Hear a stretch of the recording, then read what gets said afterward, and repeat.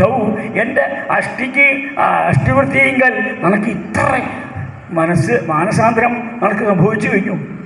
ഞാൻ ഇത്ര കാലം സന്തോഷമായിട്ട് കഴിഞ്ഞപ്പോൾ എനിക്ക് തോന്നി എൻ്റെ രണ്ടാമത്തെ ഭാര്യയെ കൊണ്ട് യാതൊരു വിഷമം ഉണ്ടാവില്ല. ആദ്യത്തെ ഭാര്യ കുലമതി ജയമാണ്, ഉത്കൃഷ്ടമതിയാണ്, മാത്രമല്ല എല്ലാവരും സമ്മതമാണ്, തനിക്കും സമ്മതമാണ്, അത് എൻ്റെ പ്രിയതമയ്ക്ക് തന്നെയും സമ്മതമാണ്, പുത്രന് സമ്മതമാണ്.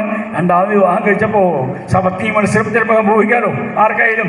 അവൾ വരുകൊണ്ടേ ഒക്കെ മഹാരാജാവ് ഇത്ര കാര്യം കേമായിരുന്നു. രണ്ടാമത്തോട് വന്നപ്പോൾ കഴിഞ്ഞു കേട്ടോ.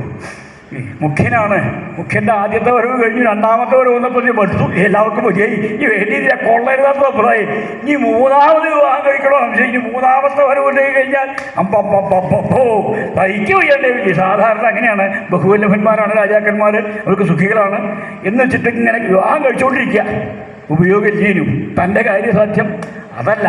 രണ്ടാമത്തോളെ കൊണ്ടും യാതൊരു ദോഷമില്ല, ഉത്കൃഷ്ടവതിയാണ്, ആരാരാ കേമം ചെയ്യാത്ത അവസ്ഥയാകുമ്പോൾ മഹാരാജാവിന് അവസാന കാലത്ത് അപ്പോഴാണ് മനസ്സിലാവണ്, അയ്യോ കഠിനഹൃദയേ, ഞാൻ ഇത്രയും കാലം വിചാരിച്ചത് മുഴുവൻ വിടുതയില്ലോ.